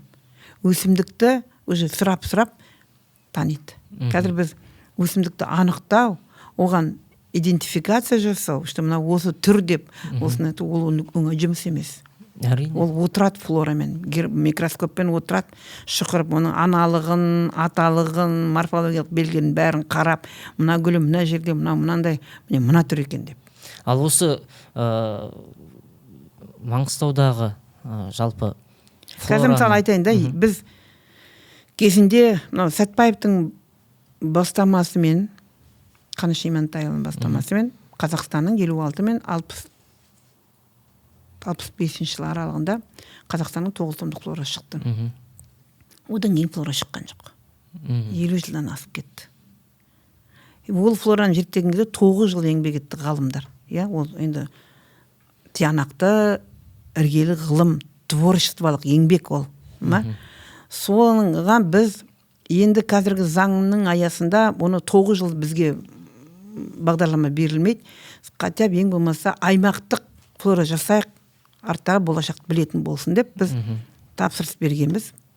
Мақсатты бағдарламаға. Әрине конкурс нәтижесінде басқа бір институт ұтып алып, өзіміз соған субподрядқа кіріп, жұмыстың нәтижесінде жаман нәтиже алған жоқпыз. Қазір біз ботаникалық бақ 2 облыстың флорасын басып шығады конспект. Маңғыстау облысы мен Атырау облысы. Атырау облысы вообще зерттелмеген флорасы бойынша. Ол жатқан бір тынық мұхит сияқты ол жатыр ол. Енді осыған біздің облыстың жастарын тарту үшін бәлкім оқушылардан бастаймыз ба, студенттерден бастаймыз ба? Қазір бізге көп келеді балалар. Өте көп келеді. Сіз біздің ботаникалық бақтың Фейсбукта сайтын қараңыз. Қазір өте көп келеді экскурсияменен. Тек қана экскурсиямен жүргіземіз. Себебі Маңғыстауда жалғыз орталық тамшылату сүйеріне толықтай көшкен. Қазір бізден халықты жаппай жаңағы қыдыртып жіберетін болсақ, бүкіл жүйеміздің бәрін тақындап кетеді. Білесіз ғой адамдарды. Оның үстіне бұл ғылыми зерттеу институты, барлық объект зерттеу объектісі. Сондықтан оның қасында тек қана экскурсия жүргізіп, бәрін айтып шығады. Адам көп келеді қазір. Жалпы біз енді ол ерекше қорғалатын табиғи аймақтың санатында тұрғаннан кейін, біз оны сол территория аяғын басқаннан кейін өзінің төлейтін МРП-сы бар, 0,1 МРП, соны төлейді, оны біз бюджетке төлейміз. Сосын жаңағы экскурсоводтың еңбегін төлейді.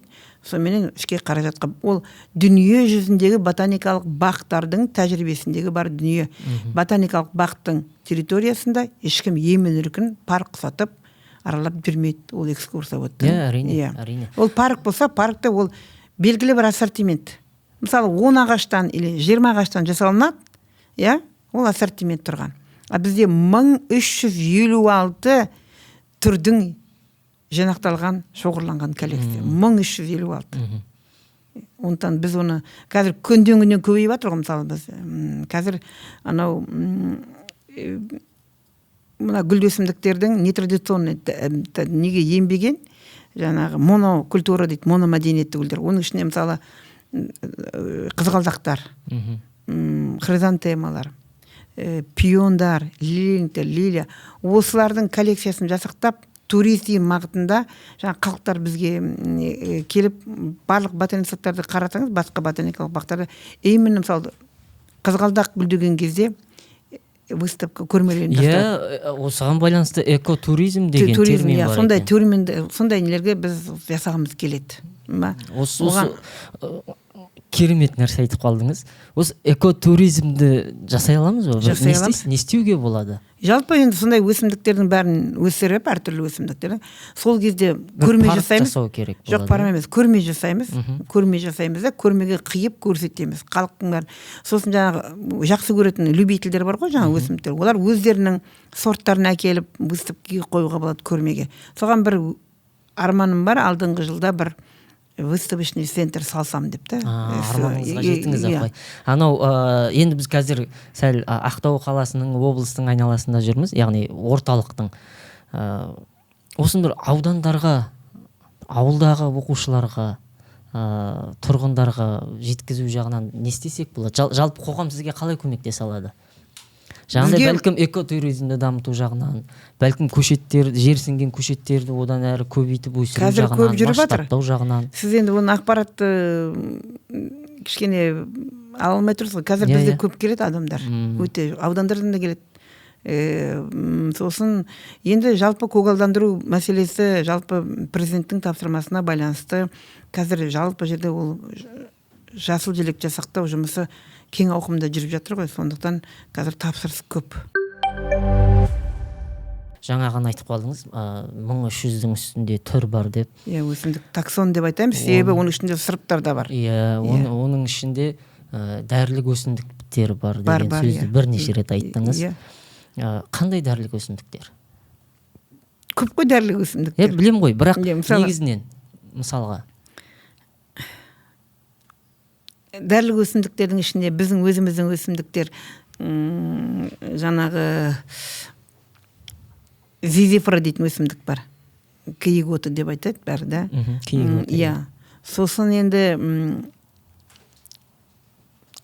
шалфейлер, әртүрлі шалфей, мята. Енді мен бір қазақша бәрін, Жоқ, қазақша сол білмегеннен кейін, немесе негейінде айта беріңіз. Бірақ осы дәрілік өсімдіктерді сіздерге сатуға бола ма? Болады, иә. Жұртқа шығаруға болады ғой, иә? Болады. Болашақта біз тмян, мысалы, да? Мысалы, альхагидің өзі, верблюжья колючка.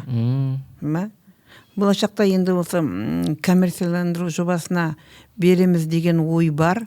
Осыларды жинақтап, шөп есебінде жасақтап, біздің бір дәрілік өсімдік өзіміздің патентіміз бар, жаңағы жасап қойған. Не бар? Атырау облысының дәрілік өсімдігін зерттеген кезде, мынау өтті, бауырды айдайтын шөп бар, бессмертник, песчаный дейтін. Ол тек нарын құмында, тайсойған құмында өседі. Өте керемет өсімдік. Соны бізге жерсіндірдің. Жерсіндірдік бізде бар. Атырау облысының өсімдіктері бар, бізде Батыс Қазақстан облысының. Ал мынау суыққа, тұмауға қандай дәрілік өсімдіктер бар бізде? Мысалы, роза бар ғой? Роза шиповниктер. Иә? Кәдім қылқан жоқ, шиповник деген роза. Иә, шиповник қызыл. Түсіндім. Бұл витамин С ғой тұрған. Біз қазір, бізден көбі сұрайды қазір. Сол біз шиповник, соны ойлаймыз, соны жинақтап, салып, оның ішінде шиповниктің бәрі дәрілік емес, оның ішінде шиповник лакса, роза лакса, роза канина, осы өсімдіктер өте дәрілік құндылық өте жоғары. Бұның ар жағы кәдімгідей фармацевтикаға алып келеді ғой, иә? Енді қараңызшы, енді Маңғыстаудың әлеуеті деген осы, оның ішінде дара тұлғалар, өзіңіз секілді ғалымдар бар. Дара тұлға деп айтпай қойыңыз. Жарайды, бар болғаны мен өзімнің кәсіби жұмысымды жасап жүрмін. Әрине, дегенмен менің шіркін-ай деп армандайтыным, негізі ойлана білген адамға, ақпарат жинай білген адамға, ғылымды түсінген адамға, біздің өңірде де бір дамытуға болатын саланың көптігін, жаңа өзіңіз айтып отқандай ботаникалық бақта жұмыс істейтін эколог мамандардың, басқа да флораны танитын мамандардың жетіспеушілігін көре отырып, сол біздің жастарымыз солай қарай бір бетін бұрып, соның ішіне ең болмаса бетке ұстар бір-екі азаматтар, мамандар шықса деген ой ғой. Бәлкім біздің бүгінгі сұхбатымыз соған өзінің үлесін қосар деген ойдамын. Енді рахмет. Жалпы қазіргі таңда осы жастардың биологияға, флораға, жалпы фаунаға, жалпы біздің өңірдегі, енді мұнай мен газды айтпағанда, соған аралас технологияларға қызығушылығын арттыру үшін біз енді сізбен біз болып не істей аламыз жалпы? Енді ол әркімнің мына ақпараттық жүйенің осындай мына бір күнде байып, бір күнде жақсы өмір сүрем дегеннің көп зияны бар деп ойлаймын. Идеологияны жөндеу керек деп ойлаймын. Идеологияны жөндеп, осы жөнде. Енді біздерге айтады, сіздер күнде осы өздеріңіздің ақпараттарыңызды күнде айтып отырыңыз, күнде жеткізіп отырыңыз деген да, қолымыздан келгенше Фейсбукқа әдейі салады. Енді біз бюджеттік мекеме болғаннан кейін келетін маманға бір үлкен қаражат төлеп айлыққа ұстай алмаймыз. Мүмкін ол сонымыз біздің жетпей жатқан шығар деп ойлаймын. Бірақ дегенмен де әркімнің өзінің ой үйінде, ошағында өзінде бір тәрбие болу керек деп ойлаймын. Соған қарай, мысалы, әркім адам ғылымға қарай өзі жетек келеді деп ойлаймын. Бәрекелді. Осы жерде айта кетейінші, құрметті көрермендер, егер бір диджиталмен, әлеуметтік желілермен, солар платформаны дамытумен айналысатын жастар болса, сізге келіп ботаникалық бақтың әлеуметтік желілерін жүргізуге көмектесе болады ғой. Болады, болады. Әсіресе мысалы қазіргі таңда жастар арасында TikTok әлеуметтік желісі кең танымал. Шіркін-ай, соған мысалға сіздің жаңағы Флора банкі бар ғой, банк несі, яғни жинағы деген гербарий. Бізде енді мынау осы 10.000-нің астам қазір кепке шөп дейді ғой, гербарийіміз бар. Ол біз өзіміз оған акроним алдық. Ол халықаралық гербарий базасында тіркелдік біз қазір. Біздің шөлейт аймақтың өсімдіктерін көрем, осыған зерттеу жүргізем деген кез келген дүние жүзінің ғалымдары келіп отыруға мүмкіншілік жасадық.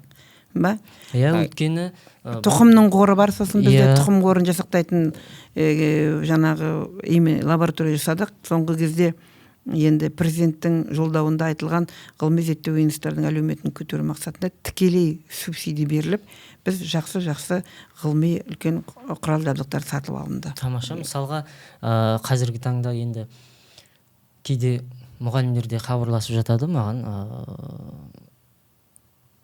бір ғылыми жобаға идея керек еді. Анау жоғарғы сыныпта оқитын оқушыма бір республикалық деңгейде, әлемдік деңгейде бір ғылыми жобамен айналыстырсам деп едім деп. Осындай кезде сіздерге келсе, мысалға идея көп болар. Бұлар келіп бізге. Дәрілік өсімдіктер бар, басқа да өсімдіктің түрлері бар, жеміс-жидек өсімдіктер бар. Бір сұхбатта айтқан екенсіз, өріктің 2 түрі қанша 19 сұрпы бар деп айтқан екенсіз. Енді осының барлығын сол жастарды қамту арқылы, оларға ақпарат арқылы беру арқылы жеткізсек. Мен тағы да айтқым келеді, дұрыс идеология жүрмейді деп ойлаймын. Кезінде, мысалы кеңестер одағы кезінде жас натуралистер дейтін мекеме болды. Білетін шығарсыз. Жалпы, кеңес үкіметінің кезінде қызық. Жас натуралистер деген ботаникалық бақпенен тікелей жұмыс жасады. Жас натуралистер. Себебі оларға сабақтан бөлек түс қайта ма, әлде негімдері факультатив сияқты келеді балалар, соларды алып келеді, қасында мұғалімі болады, тікелей өндіріспенен тікелей жұмыс жасайды. Ана жерге, мысалы біз кішкентай жер береміз, сол жерге егет, өсірет, өзі қолымен көрет, алат, жағдайды жалпы оны біз мынаны зертте, мынаны қара деп айтамыз. Қазір бұлай дайын материалды алам дейді. Сол ғой. Мен оған өте қарсымын. Жақында біреу келді. Біздің мынау не бар, қоян сүйек дейтін өсімдік бар, амадендрный ихвальда. Ол Бейнеу ауданында өседі, құмда, самғұмында. Айтым, самғұмына бардыңыз ба? Жоқ дейді. Енді барып көрмейсіз ба бар? Қаншама анау керемет болып өсіп тұрған. Соны мына жерден келіп дейді, біздің ішімізден жапырағын лақтырып кеткен, барып мамамен тұрып суретке түсіріп алып, соны проекттік жобаға салсам дейді. Айтым, одан не пайда? Сен просто шоу жасап жатсың. Не пайда мынау? Қандай пайда көріп жатсың одан? Мен бұған тіпті қарсымын. Онда келген адамдарға мен кішкене ренішімді айтамын. Дұрыс емес. Сіздер жазда май айында ма, балалар каникулға шыққанда ма, осы Ақтау қаласында қалатын ба, келіп, бәріне қызығушылық танытып, қарап, барлығы ақсаусақ болғысы келеді, барлығы ешқандай немен қолыменен тез пайда тауып, тез соны көріп, жобамен шығып, жобамен орын алсам, сол нәтижеге жетсем деген арман. Жобаға қатысып орын алу деген міндет емес. Мен даже өзімнің немерелеріме айтам, сендер жобаға қатысып елдің алдына шығып, соны айтып түсіндірудің өзі сенің бойыңа ораторлық қасиет береді. Бұл да үлкен немесе тәжірибе береді. Жалпы барып орын алу деген міндет емес. Әрине. Бірақ бұл жерде енді дұрыс айтасыз, басты мақсат ол орын алу емес. Сол бәлкім басты мақсат сол өз нәтижеңді көрсетіп, соны түсіндіре білу, осының қай жерінде кемшілік таптым деп, мына диалог арқылы біліп, сен ары қарай өзіңнің біліміңді жетістіру. Немесе өмірлік алға қойған бір мамандық табу, ғылымға қызығушылығыңды арттыру деген секілді,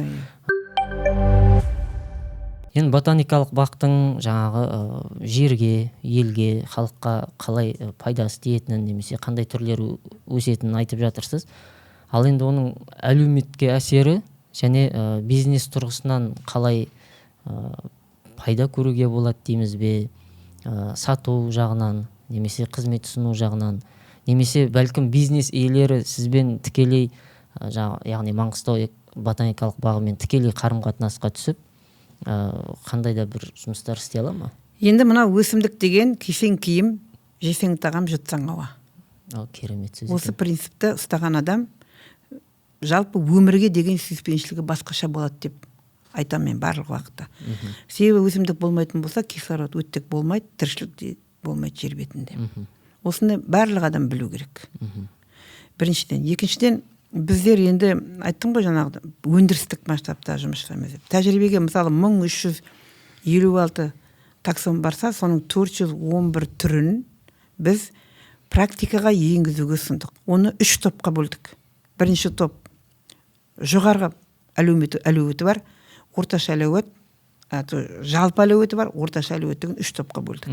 Соның ішінде жаңағы бірінші өсімдік айланд, акация, шағандардың 2 түрі, келеретери өсімдік, маклера дейтін өсімдік, жалпы көгалдандыруға, құм тоқтату процестерінде сексеуіл мысалда кең қолдануға болатын өсімдіктер. Біз 2 рет бизнес деген жалпы енді бұл ботаникалық бақ осы 39 гектар жерде құрап тұрған жер қалаға от деген жалпы қандырып отыр ғой.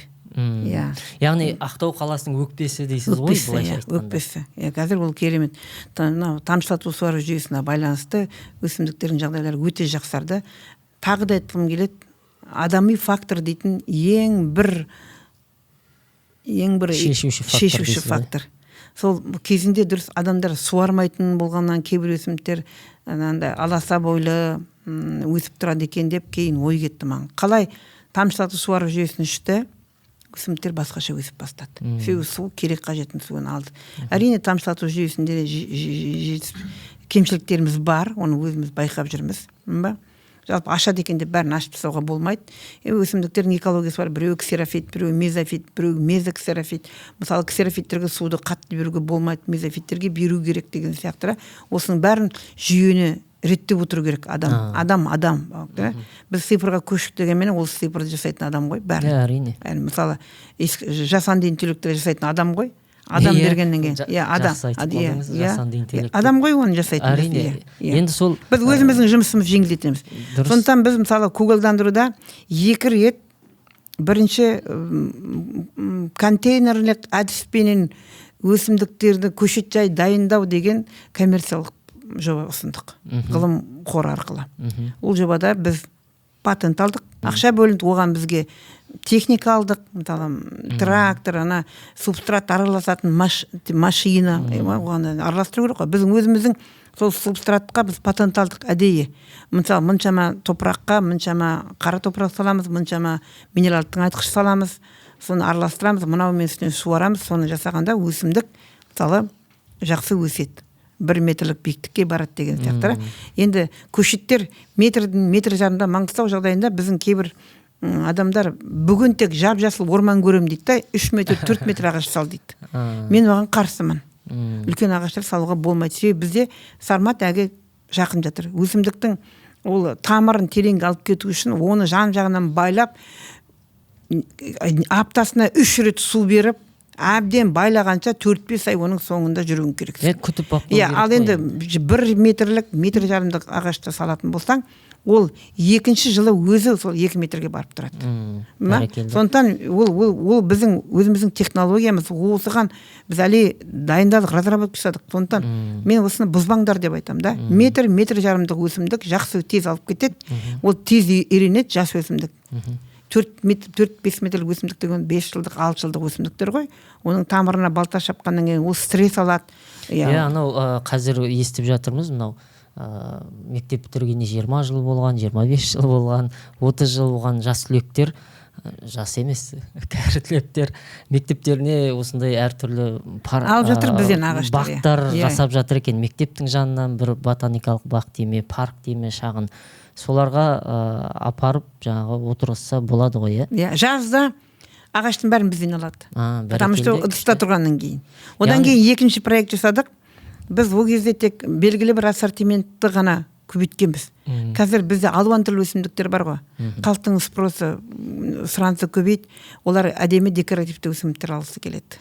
Оның ішінде мысалы бізде барбарис бар, боярышник бар, кизильник бар. Басқа да әдемі өсімдіктердің түрлерін сұрайды.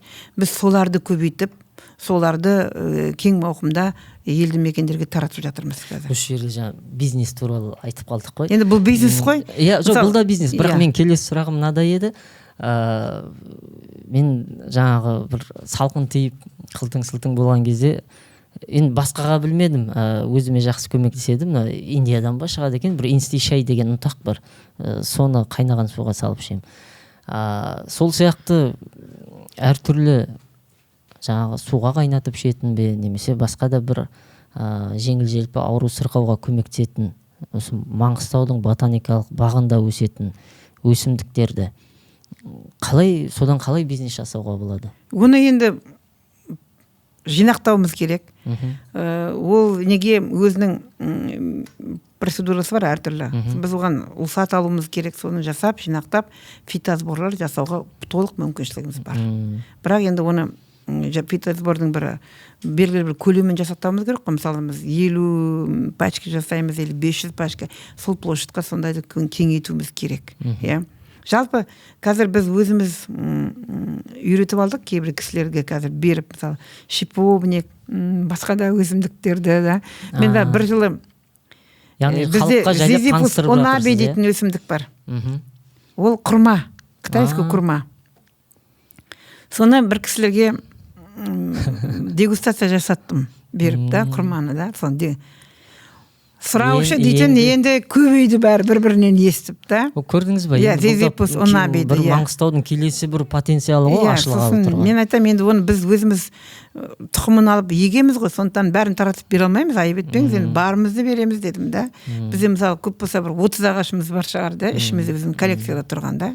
Қазір енді сол зизипусты тарату мақсатында көп жұмыстар жүріп жатырмыз. Осы жерде сөздің соңын тоқтатпай жалғастыра кетейінші. Бір ірі бизнес өкілдері болса, бір демеушілер болса, спонсорлар болса, осы тұрғыдан бір жаңа бір потенциал, жаңа бір индустрия ашу үшін сізбен жұмыс істесе ала ма? Немесе қалай жасауға болады? Болады оны жобасын жасау керек бірінші. Сосын барып бірге, соған үлкен потенциал жерге дайындау керек. Мысалы да, ол шығару үшін ол көп болу керек қой. Оның потенциалын дайындау үшін да.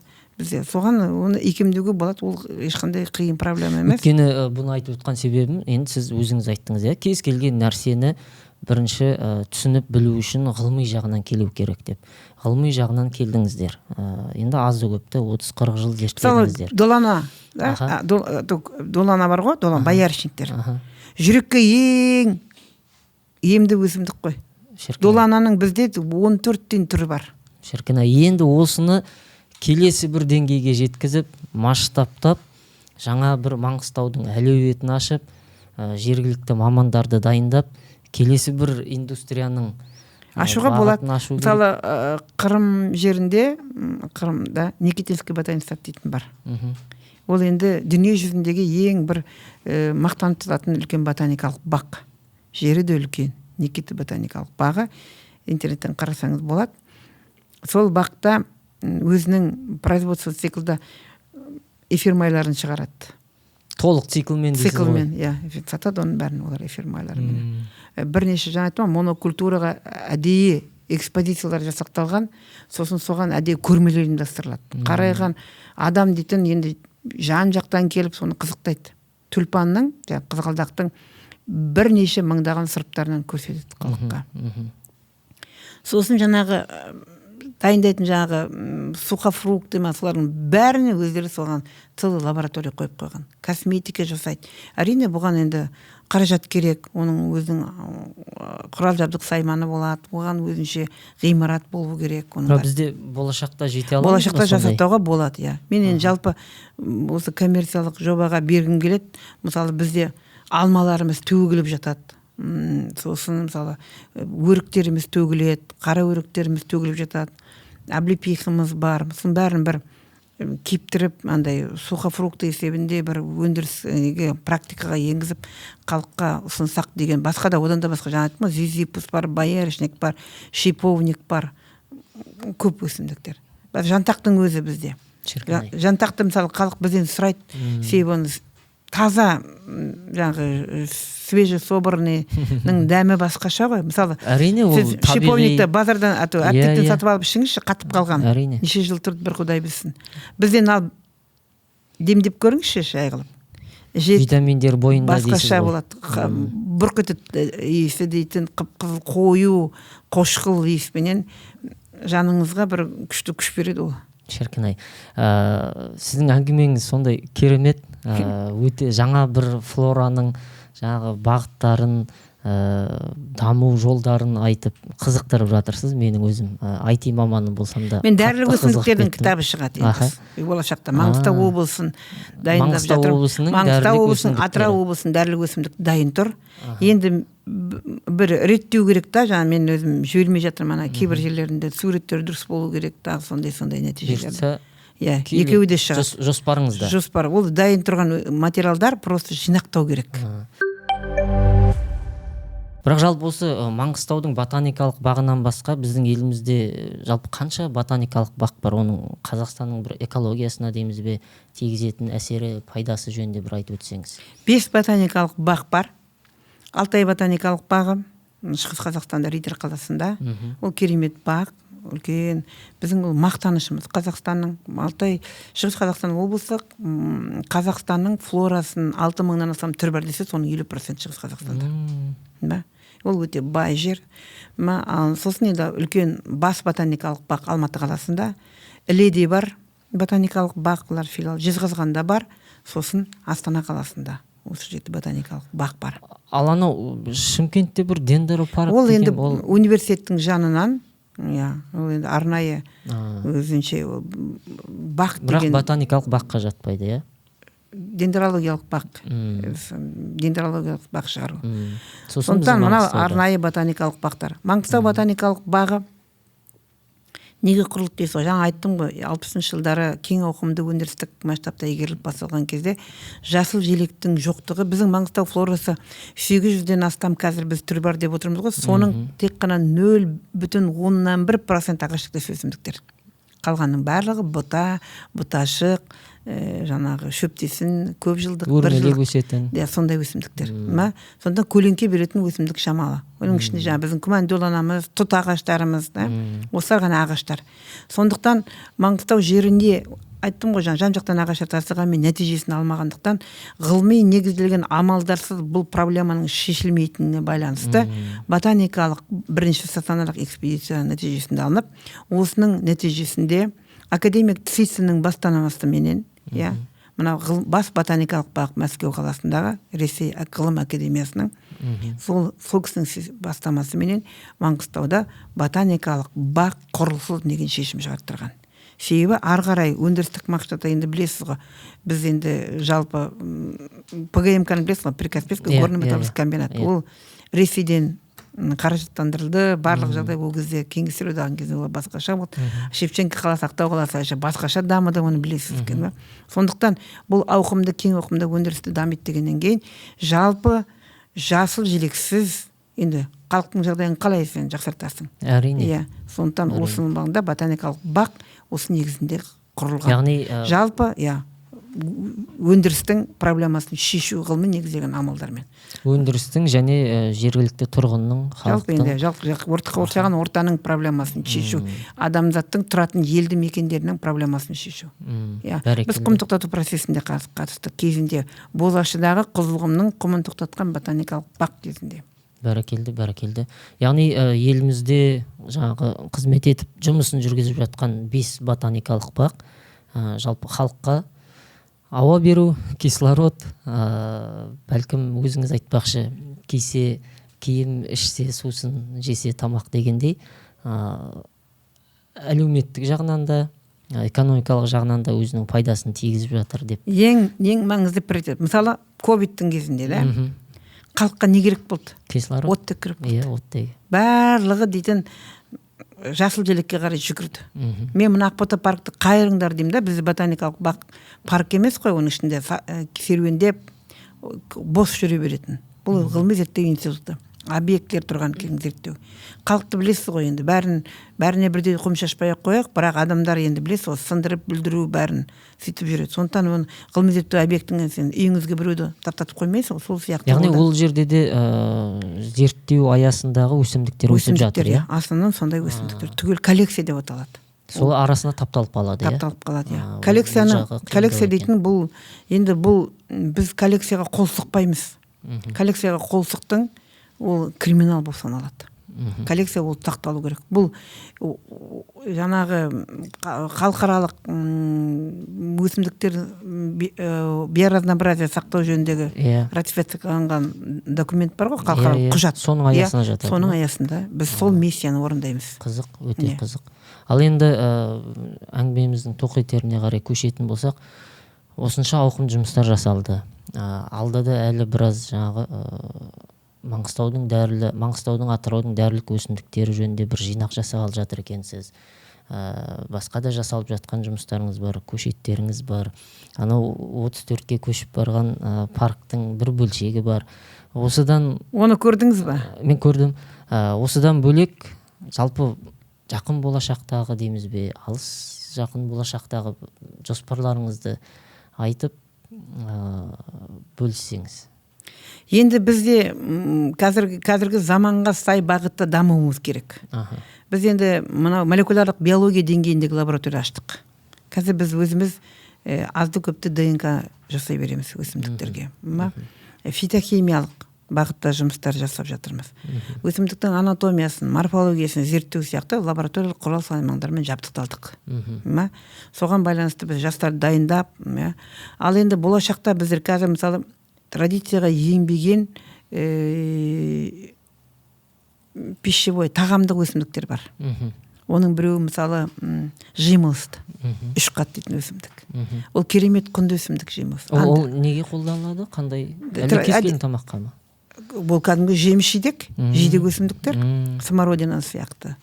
Мысалы облепиха кең ауқымда әлі тараған жоқ халықтың арасына. Оны да облепиха өте құнды өсімдік қой. Витамин С көп.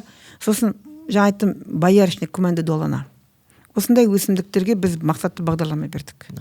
Осы мақсатты бағдарламада біз соның жынды мәдениетке енгізіп, олардың молекулярлық деңгейде зерттеу, биологиясын зерттеу, вообще Қазақстандағы популяциясын, жалпы таралу аймағын зерттеп, олардың үлкен картасын сырттық. Цифрлық форматта картада тұрулар қазір. Аргестейтін картамен сызып, қай жерде өсетіндігін. Қазір жаңағы молекулярлық жұмыстар жасап жатырмыз, ДНК-ны зерттеу жұмыстарын өзіміз жүргізіп жатырмыз дедіңіз. Бұған жасанды интеллект қолданып жатырсыздар ма? Жасанды интеллектінде бұның көп ақпараттың бәрі цифрда бар ғой. База бар, базамен. Жасанды интеллект деген ол енді бұл жерде қолмен жұмыс жасайды ғой. Методический өзінің нелері бар. Приборлар қымбат әрине бар, құрал жабдықтар. Бірақ оған жақсы маман керек, оны ДНК-ны бөліп алу керек, оның сосын жаңағы полиморфизмін қарайды, содан кейін ары қарай секвенерін жасайды. Шіркін-ай, енді осы сөзіміздің соңы болсын, соңғы сұрақ. Маман керек дедіңіз, тағы да айтып қалдыңыз. Біздің көрермендерімізді үлкен кісілер тыңдап отырса, олардың бала шағасын, жастар тыңдап отырса, солардың өзін осы бір манадан бері сіз айтып отырған қызық бір флора, ботаника әлеміне шақыру үшін соңғы сөзіңізді айтып жіберсеңіз, бәлкім осы жерден де біраздың көкейіне ой салып қалармыз. Енді әрбір кәсіби маман өз жұмысын білу керек, өз жұмысын жақсы сүю керек. Егер сен сол мысалы жақсы маман болғың келсе, жалпы мамандықты таңдап, сол мамандықтың сүйіп, сол мамандыққа қарай жұмыстануың керексің. Сонда ғана сен маман болып соған қызығушылық танытасың. Сол ботаника саласында өсімдікті жақсы көру керек. Үйінен кішкентайынан мысалы жер үйде тұра ма, сол өсімдікке баулып, мысалы да Карл Линней, ботаниктің атасы. Сол кезде кішкентайынан сол әке шешесі өсімдікті еккізіп далаға алып шығып, ол кезде жаңағы медициналық бағытта дәрілік өсімдіктерді зерттеу актуалды болды ғой енді. Ауру көп, мысалы да медицина дамымаған әлі деп та. Сол кезде ертіп шығып өсімдіктер танығаннан ол сол өсімдікке деген қызығушылығы туған. Сондықтан әрбір ата-ана өзінің баласына үйінде отырып қызығушылық туғызу керек. Біріншіден. Ол балаға сол бағыттағы қызығушылықты дамытып сол мамандықты сүю керек. Сонда ғана кәсіби жақсы маман болады деп айта аламын. Бәрекелді.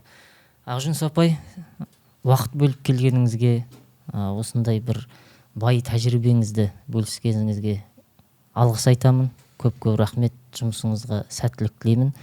Біздің Маңғыстаудың флорасы да, фаунасы да, экологиясы да қарқынды дами берсін, және жақсы жетістіктерде жолығайық. Рахмет сіздерге, осыған шақырып сұхбат алам дегендеріңізге. Жалпы әрине біздің жұмыстарымызды ары қарай әлеуметтік жүйе болсын, ақпараттық жүйе болсын, дамытып елге таныстыра берген дұрыс бағыт деп ойлаймын. Құба-құп қолдап отырмын. Сіздердің де жұмыстарыңызға табыс тілеймін. Рахмет. Жаңаған Ақжүніс апаймен керемет бір сұхбат болды. Бір ғылыми академиялық терминдердің біразына қанықтық. Маңғыстаудың әлеуетін дамытуда флораның да қандай маңызға ие екенін жете түсінгендей болдық. Сондықтан да егер мамандық іздеген жастар, профориентацияға бет қойған жастар үшін ғылымның жаңа бағыттарының түрі көп екенін білдік. Ал енді осы қызық әңгімені одан әрі таратып, комментарий жазып, каналымызға жазылып, ортада бөлісіп жүрсеңіздер, біздің әңгімеміз одан да жақсы болады деген ойдамын. Амандықта жүздескенше.